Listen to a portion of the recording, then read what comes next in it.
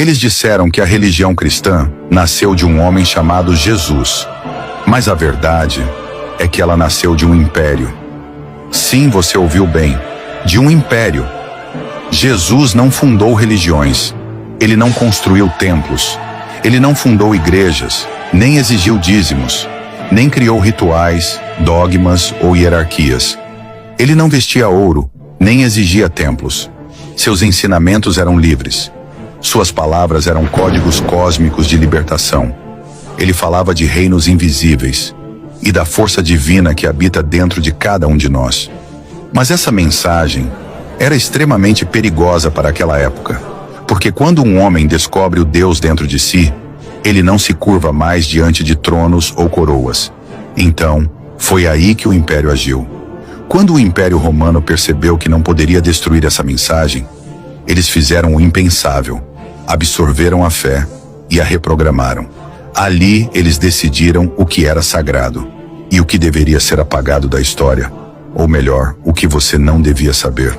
Constantino, o imperador pagão, viu uma oportunidade de ouro. Bem lá atrás, no Concílio de Nicéia, 325 d.C., ele unificou seitas, apagou evangelhos e criou uma versão oficial da fé cristã. Não para salvar almas, mas para controlar multidões. E se eu te dissesse que existem evangelhos ocultos, evangelhos que foram escondidos para que eu e você não soubéssemos, escritos que falam de um Jesus que dizia: o reino está dentro de vós, e não nas mãos de pastores, nem nos rituais das missas de domingo. Evangelhos como o de Tomé, que ensinam que Deus não está fora, mas pulsa no sangue, na mente, no silêncio. Por que então queimaram esses textos? Por que esconderam os manuscritos do Mar Morto? Por que os padres temiam as palavras de Nag Hammadi? Por quê? Porque se você descobrir que o templo é você, jamais será dominado por outro. Será que o verdadeiro Jesus foi silenciado? Será que a fé foi reprogramada como um software para controlar massas? E para reforçar o programa, copiaram histórias antigas.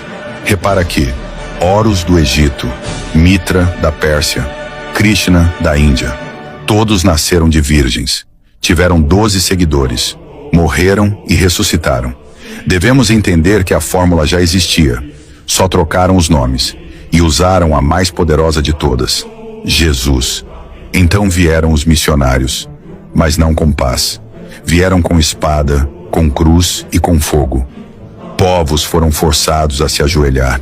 Línguas milenares foram apagadas. Tradições ancestrais foram chamadas de pecado. O que era sabedoria virou bruxaria. O que era cultura virou idolatria. E o que era invasão chamaram de evangelização. Mas a pergunta que ecoa até hoje é: quem era de fato o homem chamado Jesus? Um revolucionário espiritual? Ou o personagem mais manipulado da história? O mestre da liberdade? Ou a base de um império que reina até hoje? O que antes era uma chama livre virou uma corrente. De mestre cósmico a um Jesus que foi remodelado em um ídolo romano, com auréola pagã, trono dourado e um novo nome: Cristo Rei, um título imperial. Mas quem estava por trás? Certamente a elite romana. Sacerdotes que já adoravam Mitra, Dionísio e Horus. Todos deuses anteriores com histórias idênticas à do Jesus construído. Mas agora que você sabe, agora que você viu por trás do véu, precisa perguntar: se a religião cristã foi moldada por impérios, quem é o verdadeiro Jesus?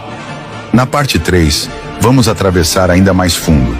O que é o Cristo cósmico que os místicos antigos conheciam? Quem roubou os textos originais? E onde está o código perdido da verdadeira libertação espiritual? Você foi chamado, mas será que vai até o fim? Bem, o Flow Eclético fica por aqui. Como tenho dito sempre, pare, pense, reflita e analise. Até a próxima.